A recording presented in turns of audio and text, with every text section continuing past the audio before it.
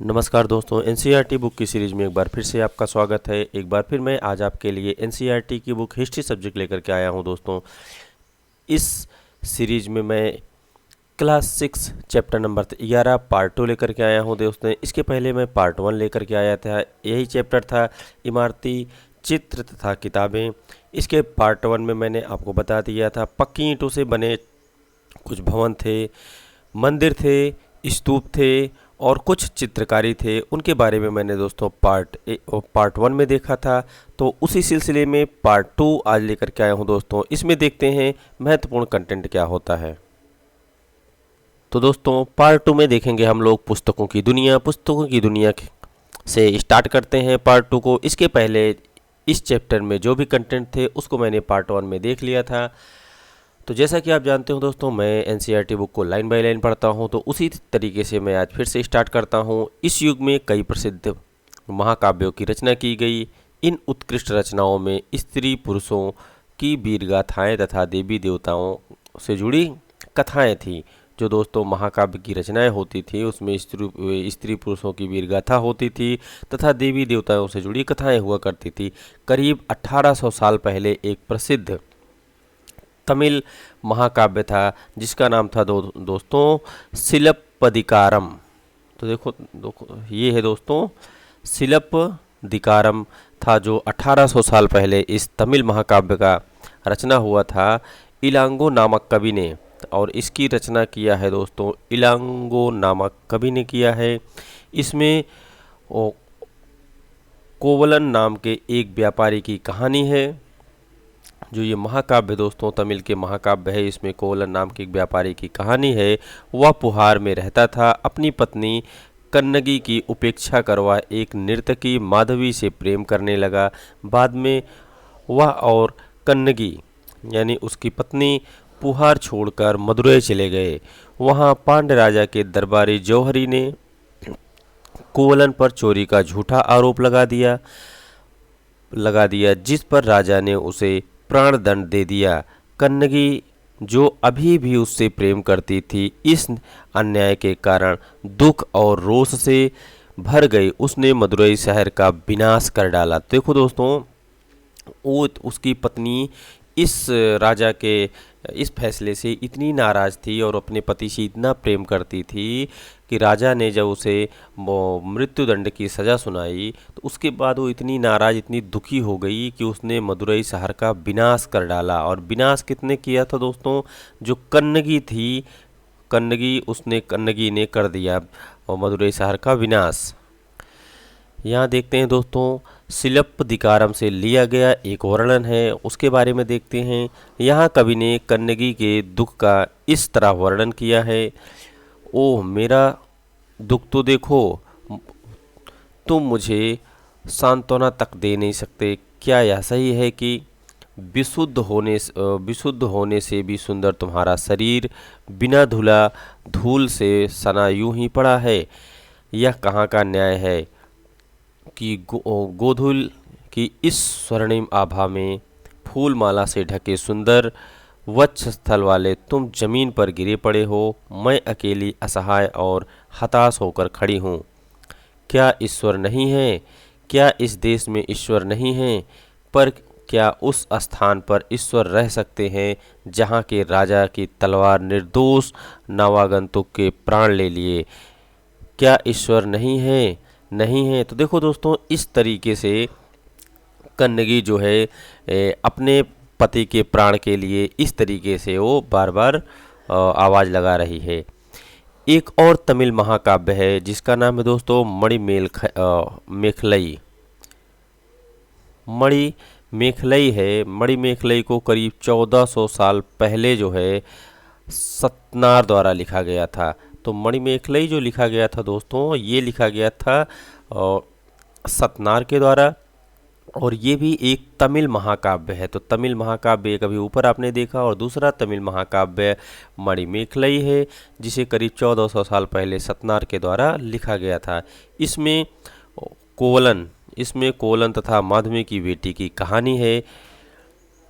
ये रचनाएं कई सदियों पहले खो गई थी। उनकी पांडुलिपियां दोबारा लगभग 100 साल पहले मिली। तो देखो दोस्तों, ये पांडुलिपियां एक बार खो चुकी थी, दोबारा मिलने के बाद ये लिखा गया।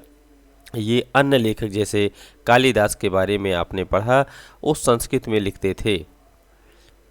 तो ये लोग देखो, इनकी लिखावट दोस्तों और कालिदास की लिखावट में क्या अंतर देखने को मिल रहा है। जैसे यहाँ पर कहा जा रहा है कि अन्य लेखक जैसे कालिदास संस्कृत में लिखते थे। तो कालिदास और अन्य लेखकों के बारे में भी दोस्तों आपने पढ़ा था ऊपर, जो राजाओं के दरबारी कवि हुआ करते थे, वो लोग भी संस्कृत में ही लिखा करते थे। अब मेघदूत का एक श्लोक है, इसको देखते हैं। यहाँ उनकी सबसे प्रसिद्ध रचना मेघदूत से एक अंश लिया गया है। यहाँ एक विरही प्रेमी बरसात के बादल में अपना संवेदवाहक बनाने की कल्पना करता है। देखो इसमें किस प्रकार के कवि ने बादलों को उत्तर की ओर ले जाती ठंड हवा का वर्णन किया है। तुम्हारे बौछारों से मुलायम हो उठी मिट्टी की भीनी खुशबू से भरे हाथियों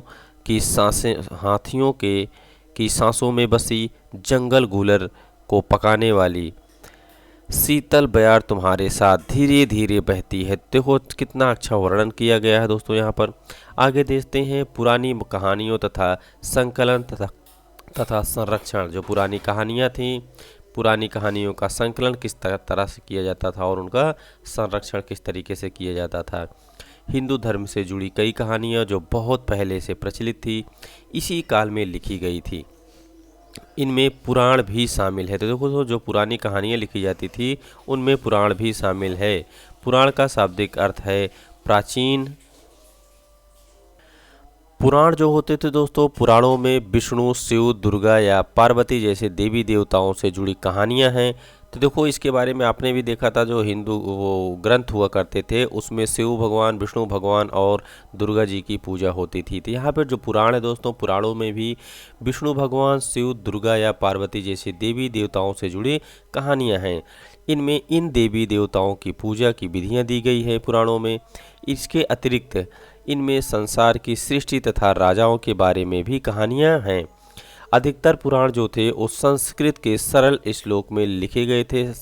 पुराण सरल एवं संस्कृत में लिखे गए हैं, जिससे सब उन्हें सुन और समझ सके। स्त्रियां तथा शूद्र जिन्हें वेद पढ़ने की अनुमति नहीं थी, वे भी इसे सुन सकते थे।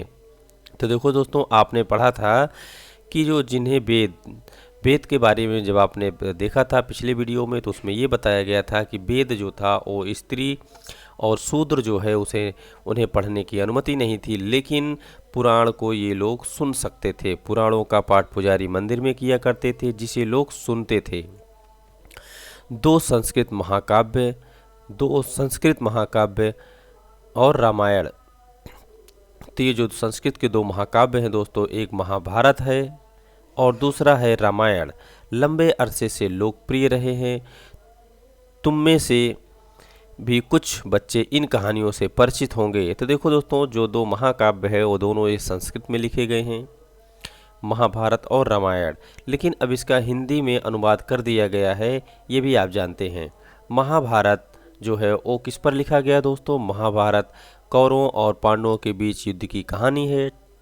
इस युद्ध का उद्देश्य पुरुवंश की राजधानी हस्तिनापुर की गद्दी प्राप्त करना था। तो देखो इसमें क्या लिखा गया है, जो युद्ध का वर्णन किया गया है, इस युद्ध का वर्णन क्या है, इसमें इसका उद्देश्य ये था कि पुरु के वंश जो थे उनकी राजधानी हस्तिनापुर जो थी उसकी गद्दी प्राप्त करना था, उसकी कहानी है। यह कहानी तो बहुत ही पुरानी है, पर आज इसे हम जिस रूप में मानते हैं वह करीब 1500 साल पहले लिखी गई थी। तो आज की जो कहानी हम पढ़ते हैं वो 1500 साल पहले लिखी गई थी। माना जाता है कि पुराणों और महाभारत दोनों को ही व्यास नाम के ऋषि ने संकलित किया था। देखो जो पुराण और महाभारत दोनों दोस्तों ये ग्रंथ हैं, इसको किसने लिखा था?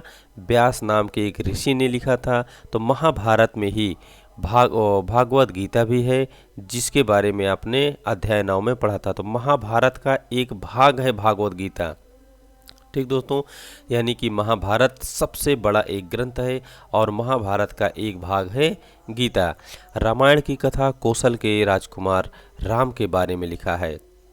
तो देखो, रामायण जो लिखा गया है और कौशल के राजकुमार हुआ करते थे राम भगवान, और राम भगवान के बारे में वो रामायण में जानकारी मिलती है।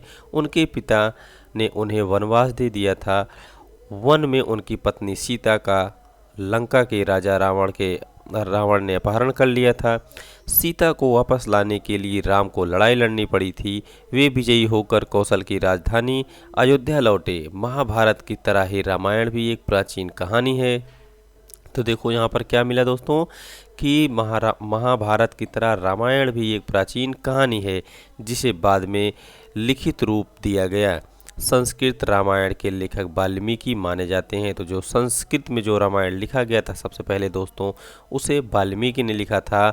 और यहाँ पर आपने देखा कि जो महाभारत है, महाभारत को व्यास ऋषि ने लिखा था। अब यहाँ पर आगे देखते हैं आम लोगों द्वारा कही जाने वाली कहानियाँ कौन सी थी। आम लोग भी कुछ कहानियाँ कहते थे, लिखते थे। तो आम लोगों द्वारा कौन सी कहानियाँ कही गई। आम लोग भी कहानियाँ कहते थे, कविताओं और गीतों की रचना करते थे,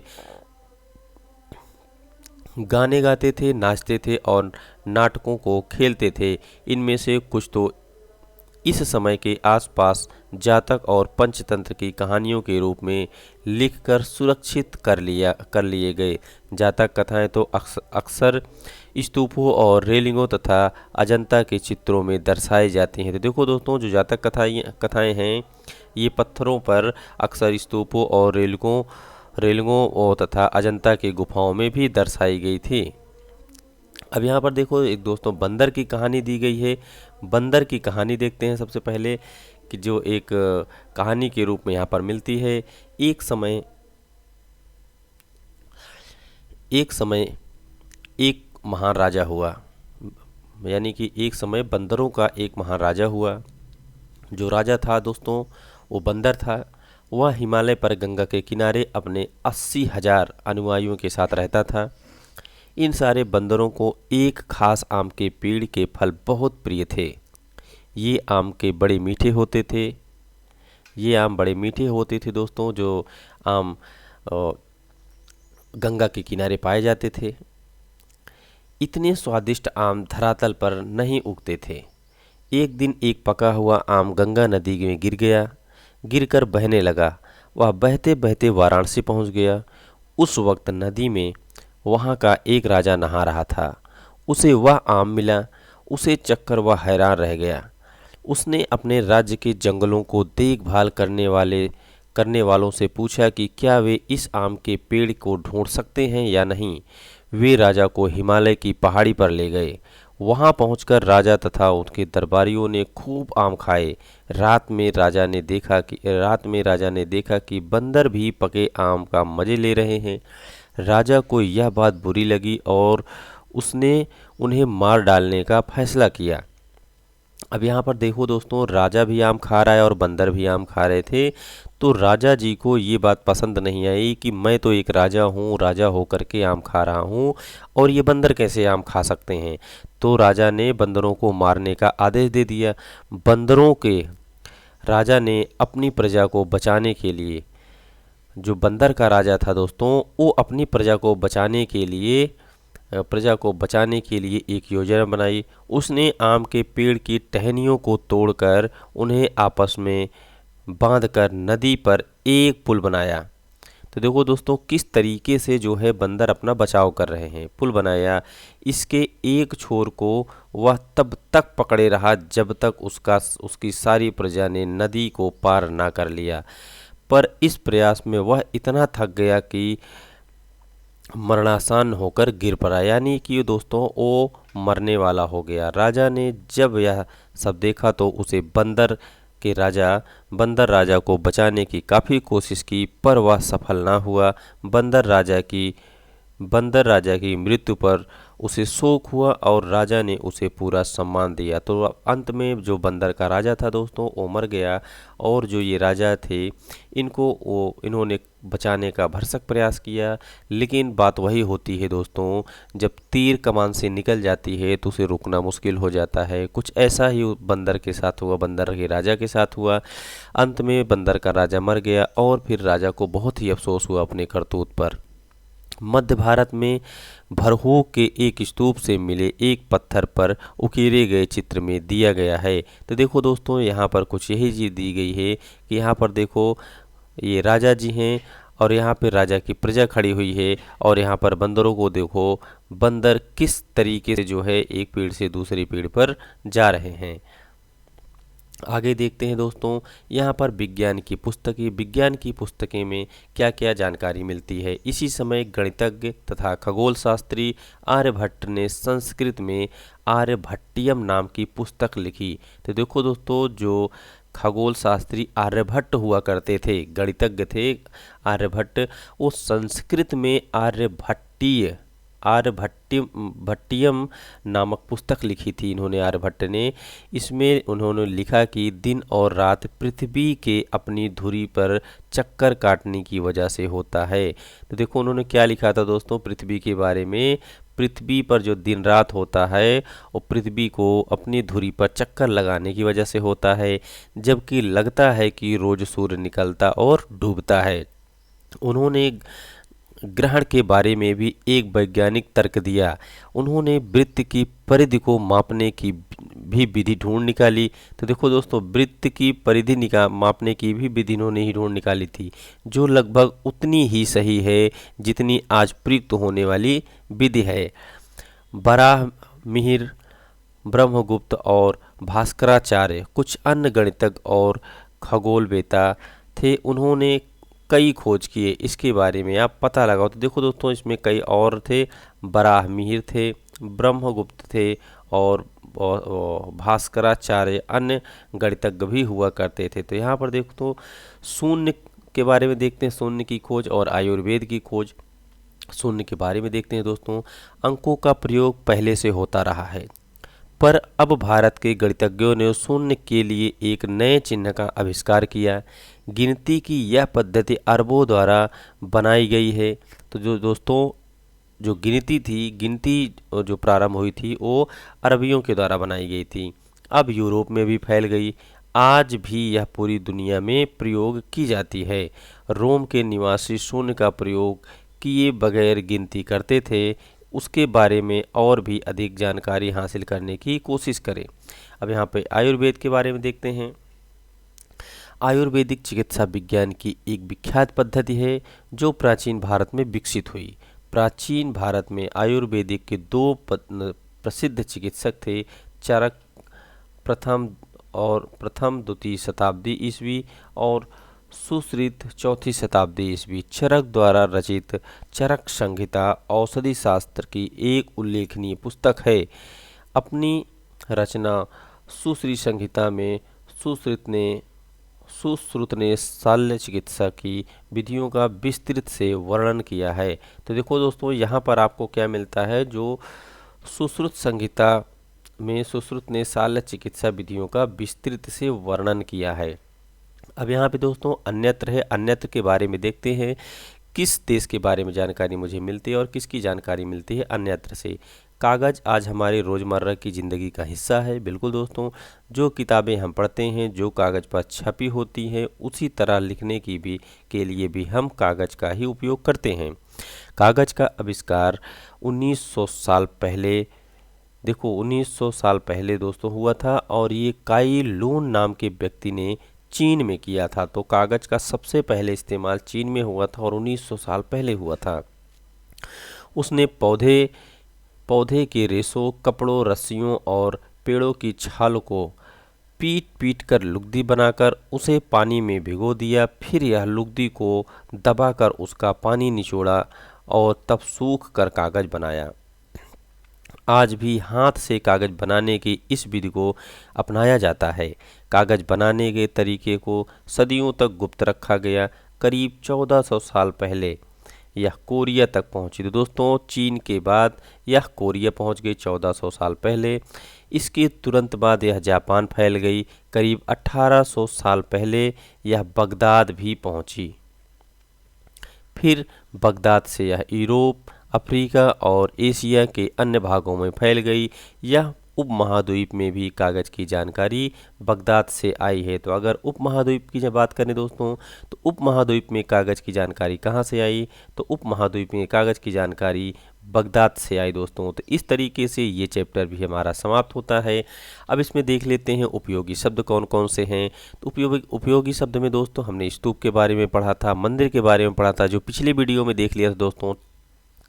चित्रकला के बारे में ही पिछली वीडियो तक मैंने देख लिया था, जो हम लोग पढ़ चुके थे दोस्तों इन तीनों चीज़ों के बारे में। अब महाकाव्य के बारे में जो इस वीडियो में देखा, कहानी देखा, पुराण, गणित और विज्ञान, इन सभी चीज़ों के बारे में दोस्तों जो ये अभी की वीडियो चल रही है इसमें हमने पढ़ा भी। अब यहाँ पे कुछ महत्वपूर्ण तिथियाँ हैं, महत्वपूर्ण तिथियों के बारे में देखते हैं। स्तूप निर्माण की शुरुआत दोस्तों 2300 साल पहले हुआ था। और अमरावती दोस्तों आपने कहाँ देखा था? ये अमरावती जो आपने देखा पूर्वी तट के आसपास, वो 2000 साल पहले का था। और कालिदास 1600 साल पहले कालिदास की चर्चा हुई थी। लौह स्तंभ जो है, लौह स्तंभ दोस्तों जो आपने देखा कुतुब मीनार के परिसर में है। लौह स्तंभ भीतरगांव का एक मंदिर, अजंता की चित्रकारी आर्यभट्ट जो 1500 साल पहले की है। और दुर्गा मंदिर की चर्चा दोस्तों 1400 साल पहले की गई। इस तरीके से इस चैप्टर के महत्वपूर्ण तिथि भी समाप्त होते हैं।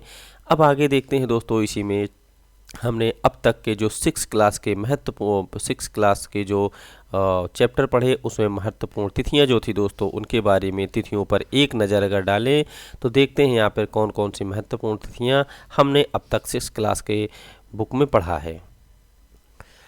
इस पूरी पुस्तक में हमने वर्ष 2000 की शुरुआती बिंदु के रूप में रखकर घटनाओं, प्रक्रियाओं के होने की अनुमानित तिथियों की जानकारी दी है। तो देखो दोस्तों, जो तिथि की मुख्य तिथि थी वो 2000 को मुख्य बिंदु मान करके सारी तिथियों को दिखाया गया है, क्योंकि किसी न किसी तिथि को एक अनुमानित तिथि मान करके उसके आगे पीछे को दर्शाया जाएगा। पर अन्य पुस्तकें जो तुम पढ़ते होंगे उनमें तिथियां अलग तरह की लिखी होंगी। इस पुस्तक में इन तिथियों के पहले करीब यह लगभग लिखा गया है, जैसा कि पूरा पाषाण युग अध्याय 2 में आपने पढ़ा है के लिए तिथियां लाखों वर्ष पहले के रूप में दिखाई गई हैं। बिल्कुल दोस्तों, जो आपने पूरा पाषाण युग पढ़ा था प्रारंभ में, उसमें लगभग लाखों वर्ष के पहले की चीज़ बताई गई है। अब मेहरगढ़ की बात करें तो मेहरगढ़ को भी आपने अध्याय 2 में ही पढ़ा है। में कृषि तथा पशुपालन की शुरुआत की तिथि लगभग 6000 ईसा पूर्व दी गई है। अब देखो दोस्तों, यहाँ पर मेहरगढ़ में पशुपालन की शुरुआत 6000 यहाँ पर लिखा हुआ है, लेकिन अगर आप 6 क्लास की अध्याय 2 देखो तो वहाँ पर यही चीज़ 8000 दिया गया है दोस्तों। इसमें थोड़ा सा सस्पेंस है। हड़प्पा के नगरों का विकास लगभग 2700 से 1900 ईसा पूर्व के बीच है। और ऋग्वेद की रचना का काल लगभग 1500 से 1000 ईसा पूर्व के बीच है। महाजनपद तथा गंगा के मैदानी इलाकों में नगर का विकास तथा उपनिषद, जैन धर्म तथा बौद्ध धर्म से जुड़े विचार का उदय 500 ईसा पूर्व है। और पश्चिमोत्तर में सिकंदर का आक्रमण लगभग 324 से 325 ईसा पूर्व है। चंद्रगुप्त मौर्य का राजा बनना 321 ईसा पूर्व। अशोक का शासनकाल लगभग 272 से 268 ईसा पूर्व से लेकर के 231 ईसा पूर्व के बीच में है। तो ये जो तिथियां दी गई हैं दोस्तों, इसके बारे में जो आपने पढ़ा था पहले, वो बताया गया था कि लगभग इतने 100 साल पहले, और यहाँ पर ईसा पूर्व दिया गया है। और संगम साहित्य की रचना 300 ईसा पूर्व या 300 ईस्वी। और कनिष्क का शासन लगभग 78 से 100 ईस्वी। गुप्त साम्राज्य की स्थापना 320 ईस्वी। वाल्मीकि की परिषद में जैन साहित्य का संकलन लगभग 512 या 521 ईस्वी। हर्षवर्धन का शासन 606 से 647 ईस्वी। चीनी यात्री षुएनत्सांग का भारत आगमन 630 से 643 ईस्वी। आगे पुलकेशिन द्वितीय का शासन 609 ईस्वी से 642 ईस्वी। देखो दोस्तों, यहाँ पर जो घटनाएं दी गई हैं, जो तिथियाँ दी गई हैं, वो जो है एक मानक रेखा मान करके जो 2000 है उसको मान करके यहाँ पर बताया गया है। कुछ घटनाओं के लिए, जैसे कि अशोक के शासन की शुरुआत की तिथि के रूप में तुम्हें एक से अधिक तिथियां देखने को मिल सकती हैं। ऐसा इसलिए है क्योंकि इतिहासकार इस बात पर एक मत नहीं हो पाए हैं कि सही तिथि क्या है। प्रश्नवाचक चिन्ह के साथ दी गई तिथियां इस बात का संकेत करती हैं कि यह तिथियां निश्चित नहीं हैं। तो देखो दोस्तों, जैसा कि आपने यहाँ पर देखा था, एक प्रश्नवाचक चिन्ह ये है, ये एग्जैक्ट नहीं हो सकता, इसमें कुछ हेर फेर हो सकता है दोस्तों। और अशोक के बारे में देखो, यहाँ पर 2 तिथियां दी गई हैं, इसमें भी नहीं कहा जा सकता। तो दोस्तों, इस तरीके से आज का यह चैप्टर समाप्त होता है। और यहाँ पर देखो दोस्तों, भारत का राजनीतिक मैप है, इसके बारे में भी मैं आपको बता चुका हूँ दोस्तों। ये ज्योग्राफी का पार्ट है। जैसा कि यहाँ पर देखो, पैमाना नहीं दिया गया है इनका, सिर्फ एक भारत का मैप दिया गया है, जो वर्तमान भारत का मैप है ये है दोस्तों। तो दोस्तों, इस तरीके से ये हमारा जो सीरीज चल रहा था, ये एनसीईआरटी बुक 6 क्लास की, तो 6 क्लास की बुक कंप्लीट होती है। अब हम आपसे अगले वीडियो में मिलेंगे 7th क्लास की बुक के साथ दोस्तों। तब तक के लिए जय हिंद।